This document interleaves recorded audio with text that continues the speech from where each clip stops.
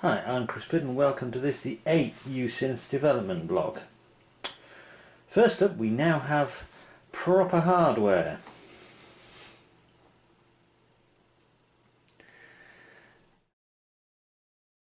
So as I explained in the last blog, the hardware consists of a signal processing board and underneath it the board with the microcontroller on. And as you can see, I've wired all the pads up to the signal processing board. I've only as yet built the contact drum board. Okay, so I'll just show you the microcontroller board by pulling these apart.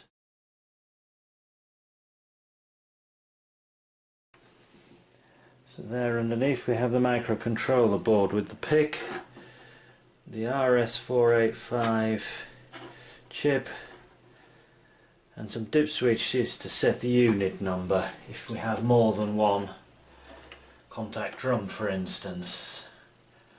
Right, I shall just plug this back together now.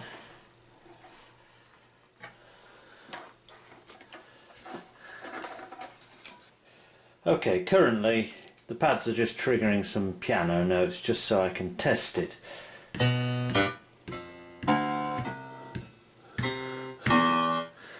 And as you've probably noticed even from that, it just doesn't seem to be responding right. It just seems to be a bit unpredictable and erratic, so I've been investigating that and I'll share with you my investigations. Okay, the problem is trying to measure the response of the contact drum pads.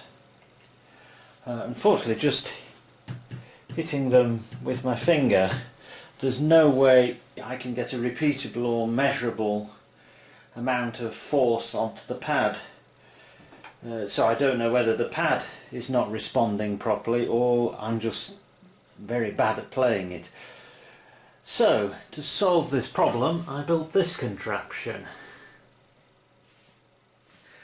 It's basically a wooden arm that drops under gravity with a rubber electronic cabinet foot on the end, and as you can see a calibrated scale so I can drop it from a consistent angle. So 0 degrees and just drop it like that.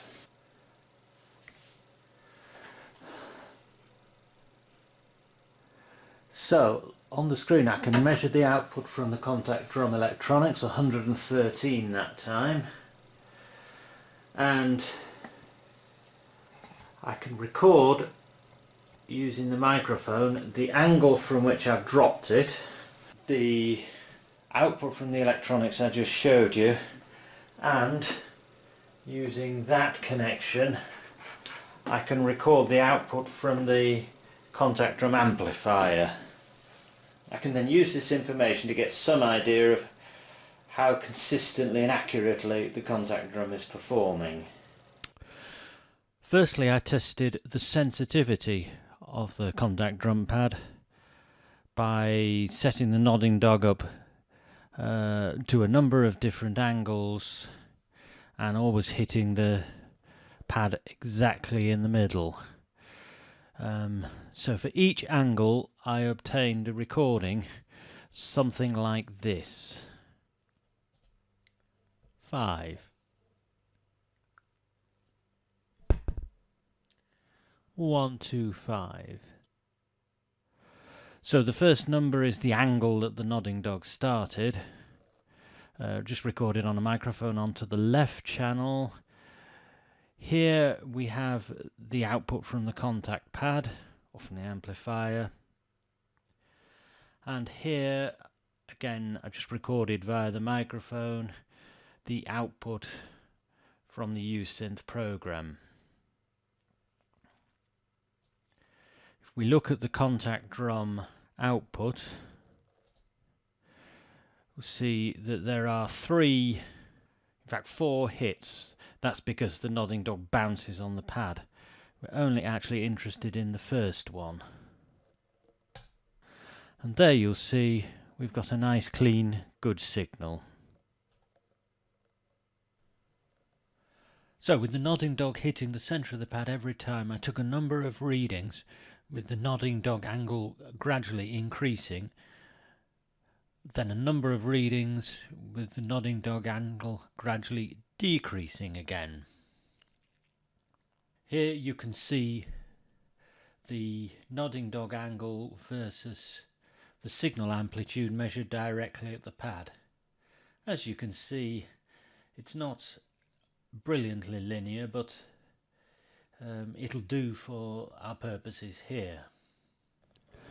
Okay, so here I plotted the reading in the YOU SYNTH program against the amplitude of the hit on the contact drum pad, and as you can see it's pretty linear, so I conclude that I'm happy that the electronics and the software are working fine.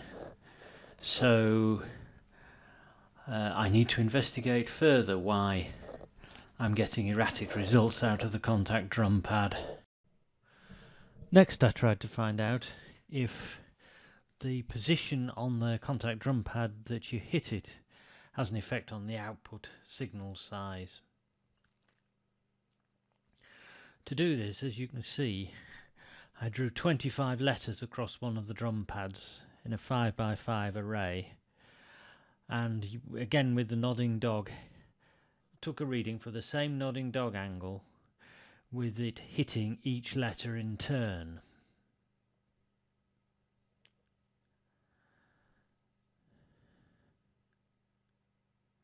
As you can see from the way I've written the letters, this is not an incredibly precise measurement. The results are shown here. I've drawn them in a 5x5 array and plotted here. As you can see, in the middle the reading was 200, whereas most of the surrounding area it did not get over 50 or 60. So I conclude there is a very definite sweet spot where the sensor itself is. If you hit that you get a large signal, and if you miss it you get a signal probably about a quarter. I believe this is where the unpredictability playing the contact drum pads is originating from.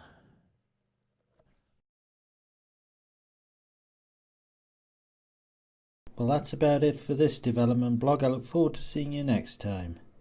Goodbye.